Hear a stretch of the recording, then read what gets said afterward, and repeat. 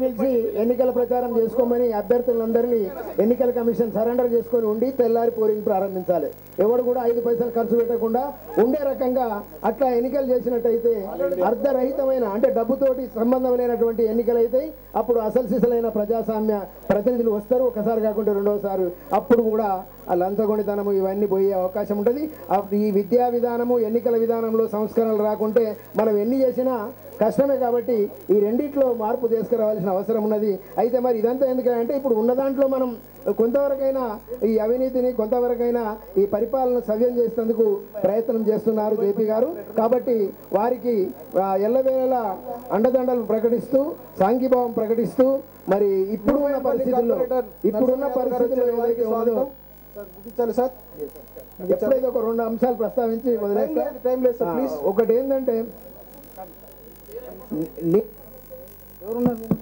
నీళ్ళ కంటే పాలు అగ్వ సస్తగా ఉన్న ప్రాంతం, వంట చెరుకు కంటే అగ్వ ఉన్న పరిపాలనలో రైతులు కానీ జనం కానీ ఎట్లా బతుకుతారు, ఏం చేస్తారనేది ఆలోచించి మరి ప్రభుత్వాలు కూడా అందరు కూడా రైతుకు కష్టమే ఉన్నది, పాడి రైతుకు కష్టమే ఉన్నది, కోడి రైతుకు కష్టమే ఉన్నది, వ్యవసాయానికి కష్టమే ఉన్నది. కానీ కష్టాలు కడతెరుతున్నందుకు ఏం చేయాలనో చెప్పేటోళ్ళు ఎవరు లేరు. పాలకులు, ప్రతిపక్షం, అతడు ఇతడు ఆమె ఈమె అందరు అంటున్నారు వ్యవసాయదారునికి కష్టం ఉన్నది, వ్యవసాయ రంగంకి ఇబ్బంది ఉన్నది. ఆ ఇబ్బందులను తొలగించేందుకు ఒక శాస్త్రీయమైన విధానం ప్రవేశపెట్టకుండా ఊకదంపుడు ఉపన్యాసాలు చెప్తా ఉన్నారు. కాబట్టి నాకు ఈ అవకాశం ఇచ్చిన నిర్వాహకులందరికీ కృతజ్ఞతాభినందనలు తెలియజేస్తూ ముగిస్తున్నాను.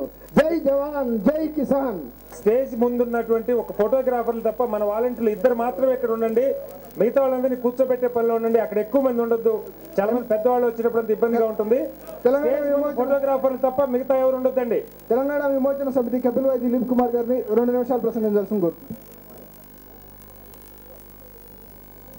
ఈనాడు సురాజ్య దీక్షలో కూర్చున్నటువంటి పెద్దలు జయప్రకాష్ నారాయణ గారు, వేదిక మీద ఉన్నటువంటి అతిరథ మహారథులకు, ఈ ఉద్యమానికి మద్దతుగా సంఘీభావంగా వచ్చినటువంటి వేదిక ఎదురుగా ఉన్నటువంటి మీ అందరికీ మీడియా మిత్రులకు కూడా నా హృదయపూర్వక నమస్కారాలు, తెలంగాణ ఉద్యమాభినందనాలు. మిత్రులారా, జయప్రకాష్ నారాయణ గారిని నేను ఎన్టీ రామారావు గారి దగ్గర సెక్రటరీగా ఉన్నప్పటి నుంచి ఎరుగుదును. ఆయన చాలా నీతి నిజాయితీతో ఆఫీసర్గా కూడా పనిచేసినటువంటి వ్యక్తి. ఆయన లోక్సత్తా పార్టీ పెట్టినా కూడా వివిధ అంశాల మీద ఆయన ఏ పద్ధతిలో అయితే అంశాలను స్టడీ చేస్తారో చాలా అద్భుతమైనటువంటి పద్ధతిలో అనలైజ్ చేసుకుంటూ సొల్యూషన్స్ కూడా దానికి చెప్తూ చాలా అంశాలను ఆ రోజుల్లో నేను మాధవరెడ్డి గారి దగ్గర పనిచేసినప్పుడు పంచాయతీరాజ్ వ్యవస్థ మీద కూడా ఆయన చాలా చక్కటి ఒక ప్రజెంటేషన్ కూడా ఇచ్చిండే.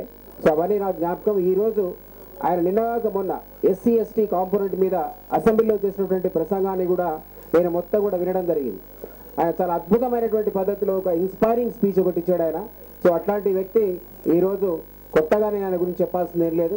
ఈరోజు ఈ దేశానికి అవసరం ఉంది, నీతివంతమైనటువంటి పరిపాలన అవసరం, నీతివంతమైన నాయకుల అవసరం. అది వ్యవస్థ కుళ్ళిపోతుంది కాబట్టి ఈ వ్యవస్థను బాగుపరచాల్సినటువంటి అవసరం ఉంది. కాబట్టి ఈ వ్యవస్థను బాగుపరిచేటువంటి బాధ్యత చదువుకున్న వాళ్ళ మీద, మనమందరి మీద, నాయకుల మీద ముఖ్యంగా ఉంది. కాబట్టి ఈ సంస్కరణలు అనేవి ఖచ్చితంగా అవసరం. ఈ సంస్కరణలు అవసరం కాబట్టి ఒక కేజ్రీవాల్ పుట్టాడు, ఒక అన్నా హజారే పుట్టాడు. మన రాష్ట్రంలో కూడా లోక్సత్తా సుదీర్ఘకాలంగా చేస్తున్న ప్రయత్నం కూడా అటువంటి పరిపాలన కోసమే. కాబట్టి ఈరోజు నేను ఇంతకుముందు ఆయన కామెంట్ చేశా, ఈ మధ్యకాలంలో రాజకీయ అట్మాస్ఫియర్ అంతా బాగా పొల్యూట్ అయిపోయింది, మీరు చేపట్టినటువంటి ప్రోగ్రామ్ అనేది ఒక రిలీఫ్ లాగా ఉందని. నిజం కూడా అది వాస్తవం. అది ఎందుకంటే పార్టీలకు అతీతంగా, సంస్థల యొక్క అజెండాలకు అతీతంగా కూడా అందరూ కూడా కదిలి వచ్చి ఈరోజు ఆయనకు సంఘీభావం ప్రకటిస్తున్నారంటే అందరి మనసులో కూడా ఒక అద్భుతమైనటువంటి ఒక కొత్త సమాజం రావాలని, ఆ సమాజంలో అన్ని కులాల వరకు ప్రాతినిధ్యం ఉండాలని, ఏ డెవలప్మెంట్ అయితే, ఏ అభివృద్ధి అయితే దశాబ్దాల కాలంగా మనం ఉందనుకుంటున్నామో అది అందరికీ ఫలితాలు అందాలని ఆశిస్తూ అటువంటి రాజ్యం కోసం ఈరోజు ఆయన పడుతున్నటువంటి తపన మనందరిలో ఉండాలి. ప్రతి వ్యక్తిలో ఆ తపన ఉన్నప్పుడే సమాజంలో మార్పు సాధ్యమవుతుంది. రాబోయే రోజుల్లో అటువంటి పరిపాలన వస్తుందని దానికి మనందరం కూడా ఇక్కడ ముఖ్యంగా ఉన్నటువంటి విద్యార్థులు కూడా నడుపించాలి. ప్రతి ఒక్కరు కూడా నేనొక్కడిని చేయకపోతే ఏమవుతుంది అనుకోవడం వల్లనే ఈరోజు సమాజం ఈ పరిస్థితిలో ఉంది. కాబట్టి ప్రతి వాళ్ళు కూడా దాన్ని పూనుకుంటే